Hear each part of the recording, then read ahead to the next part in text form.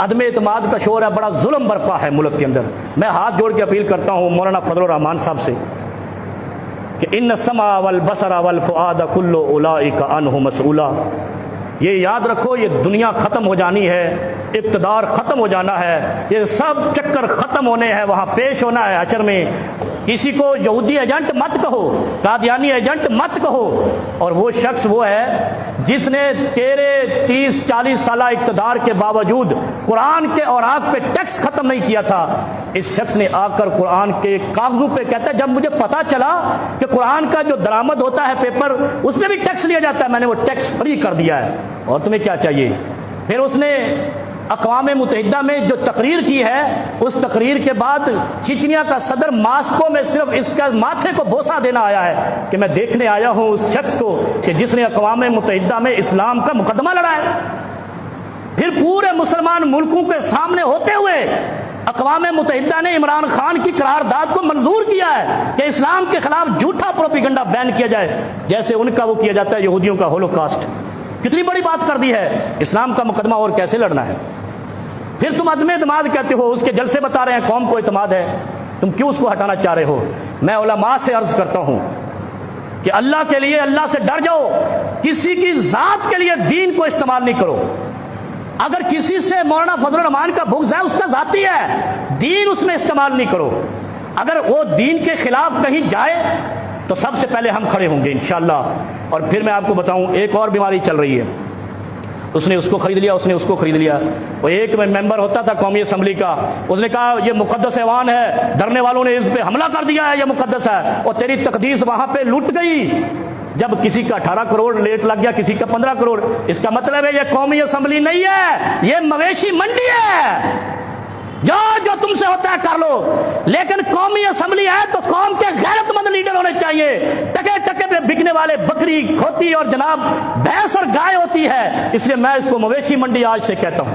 अगर ये बिकने वाला रिवाज खत्म नहीं हुआ तो कौम क्या गैरत पर, ये कौम की नुमाइंदगी करते हैं जो अपना रेट लगवाते हैं। जैसे यहाँ पे कराची में एशिया की सबसे बड़ी मंडी लगती है, ये 15 लाख का बैल है, तुम 15 करोड़ के हो। फर्क क्या है तुम्हारे अंदर और गाय और बैल के अंदर? इसलिए मेरे भाई, इस मुल्क के साथ खुलवाड़ नहीं करो। इस शख्स ने इस्लाम का भी मुकदमा लड़ा है। और फिर मजे की बात जो मैं पहले कर आया हूं, 30 साल में हमें कुछ नहीं मिला इस मुल्क में, इन फराडियों से मजीद 5 साल देके आपने क्या लेना है? जो 30 साल में आपको एक कारखाना नहीं दे सके, पानी बिजली घर नहीं दे सके, हम आज भी चाइना से मंगवा रहे हैं, खिलौने भी चाइना से मंगवा रहे हैं। इसलिए अल्लाह से डरो, इस मुल्क पे रहम करो, इस वतन, इस कौम और मुसलमानों पे रहम करो।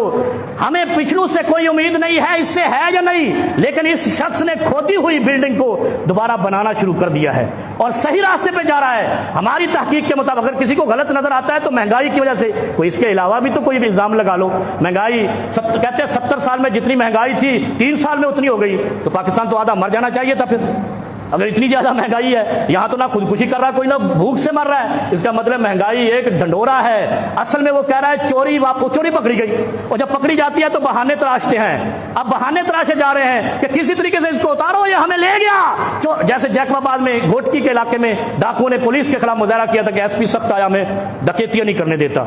ये चक्कर है। और एक मिसाल मैं आपको सुना के बात खत्म करता हूं, क्योंकि हक का साथ जो कौम नहीं देती, खुदा उनका फ़इन्न लहू मईशतन ज़नका, जो कौम हक और बातिल को नहीं पहचानती, खुदा उनका रिज्क तंग कर देता है। किसी को नहीं सुनाई आज तक बात। 10 दिन हमें बंद रखा मेलोडी थाने के अंदर।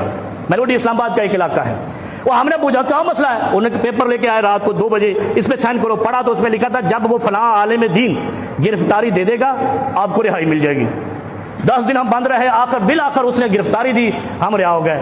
हम ना जमानती, ना उसकी पार्टी के, ना हम उस जलसे के शरीक। शहबाज शरीफ उस वक्त वजीर आला था, और यह शख्स उस शख्स का जमानती है जो मुल्क से फरार होकर वापस नहीं आ रहा, जिसको 7 दौरे पड़ रहे थे। इमरान खान साहब, अगर इस खानदान के 10 अफराद को आप बंद कर दें, वो भागता हुआ शाम को इधर आएगा इस शर्त पे कि जब ये छूटेंगे तब जब वो आएगा तो मुल्क सब सुधर जाएगा। आप ढील देते हो जिस पे अजाब खड़ा हो जाता है। अल्लाह रब्बुल आलमीन हमें हक समझने और हक का साथ दे। हमें जमहूरियत से कोई गर्ज नहीं, आमरीयत से कोई गर्ज नहीं। इस कौम को अपनी खुशहाली से गर्ज है, इस कौम को रिज़्क से गर्ज है। और अगर ऐसा नहीं है तो अल्लाह की पकड़ उन कौमों पर आती है जो बगावत करते हैं, सरकशी करते हैं, हक को नहीं पहचानते।